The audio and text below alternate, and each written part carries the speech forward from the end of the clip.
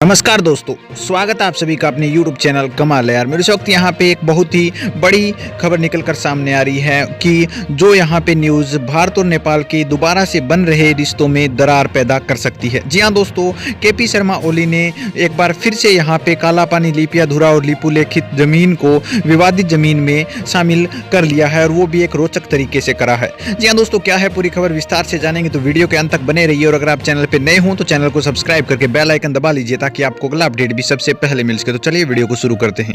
जी हाँ दोस्तों, हम सभी को पता है कि जब चुनाव का टाइम चल रहा था तो नेपाल के प्रधानमंत्री केपी शर्मा ओली ने एक भाषण या फिर उसके बाद नया नक्शा जारी करने तक की हिस्ट्री हम देख चुके हैं, जिसमें काला पानी, लिपियाधुरा और लिपुलेख को यहाँ पे नेपाल के नक्शे में शामिल करा गया था और कहा गया था कि ये जमीन हमारी है, जो कि रियलिटी में यहाँ पे अगर देखें तो नेपाल की थी, क्योंकि 1816 की सुगोलियन संधि के बाद ये यहाँ पे आई थी। लेकिन उसके बाद अगर हम 1950 में जाकर देखें, जहाँ पे समझौता हुआ था, उसके अकॉर्डिंग अगर देखा जाए तो ये ज़मीन उसके बाद से यहाँ पे भारत में ही रहनी चाहिए थी। लेकिन वो मैटर अब नहीं करता, अब तो ये विवाद बन चुका है, तो इस पर समझौता होना चाहिए। लेकिन जब एक बार ऐसा लगा कि विकास के प्रोजेक्ट चल रहे हैं, जब एक बार ऐसा लगा कि इतनी यात्राएं हुई हैं जिसमें समझौते हुए हैं, तो ऐसा लगा कि दोबारा से पटरी पर आ सकती हैं सारी चीज़ें। और इसी के बीच में प्रदीप ग्यावली जी, जो कि 14 जनवरी को यहाँ पे जाने वाले हैं भारत में, उससे पहले यहाँ पे नेपाल के प्राइम मिनिस्टर का एक बड़ा स्टेटमेंट निकल कर सामने आया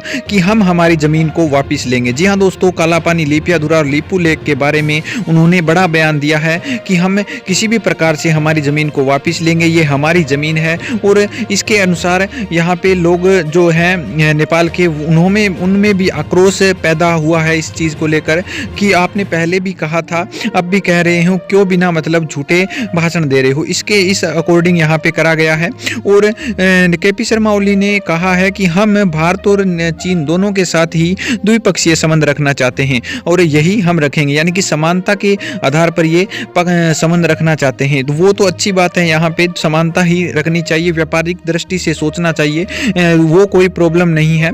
लेकिन यहाँ पे जिस प्रकार से ये स्टेटमेंट आया है कि प्रदीप ग्यावली जी जा रहे हैं, उन्होंने पहले ही कह दिया था कि हमें कोविड-19 की जो वैक्सीन है वो भारत से लेनी है और भारत मना भी नहीं करेगा, इतना भी बड़ी ये भी पहले कन्फर्म है।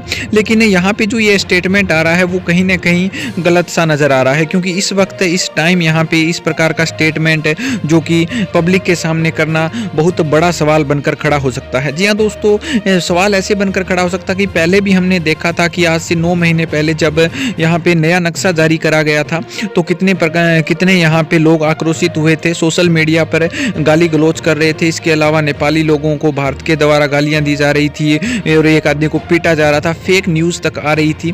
तो इन सभी को मद्देनजर रखते हुए यहाँ पे केपी शर्मा ओली को इस प्रकार के स्टेटमेंट मेरे हिसाब से नहीं देने चाहिए थे। अगर जो सीमा विवादित एरिया है उस पर अगर सरकारें बैठकर सुलझकर कोई बात करें तो ही अच्छा रहेगा। जी हाँ दोस्तों, अगर इस प्रकार से निर्णय आने के बाद अगर कोई स्टेटमेंट आता है तो उसमें यहाँ पे संतोषजनक रूप से जो जनता है, लोग हैं भारत और नेपाल के, वो मान सकते हैं इस चीज़ को। लेकिन इस प्रकार से अगर आपके कोई निर्णय है ही नहीं, आए नहीं अभी तक, और उससे पहले ही यहाँ पे आक्रोश वाले आप स्टेटमेंट देते हो जैसे कि हमारा ही है, हम ही लेंगे, तो इससे लोग भड़क जाते हैं। और इससे भारत और नेपाल के लोग अगर दोबारा से भड़कते हैं तो ये बहुत बुरा होने वाला है। जी हाँ दोस्तों, बुरा इसलिए भी होने वाला है कि सदियों पुराना रिश्ता है, वो एक बार खराब होकर दोबारा से पटरी पर आने की कोशिश कर रहा है। लेकिन अगर अब दोबारा से बिगड़ेगा तो ये बहुत भयानक बात हो सकती है। जी हाँ दोस्तों, ये थी पूरी खबर पसंद आई है तो वीडियो को लाइक कीजिए, शेयर कीजिए और अगर आप चैनल पर नए हो तो चैनल को सब्सक्राइब करके बेल आइकन दबा लीजिए ताकि आपको अगला अपडेट भी सबसे पहले मिल सके।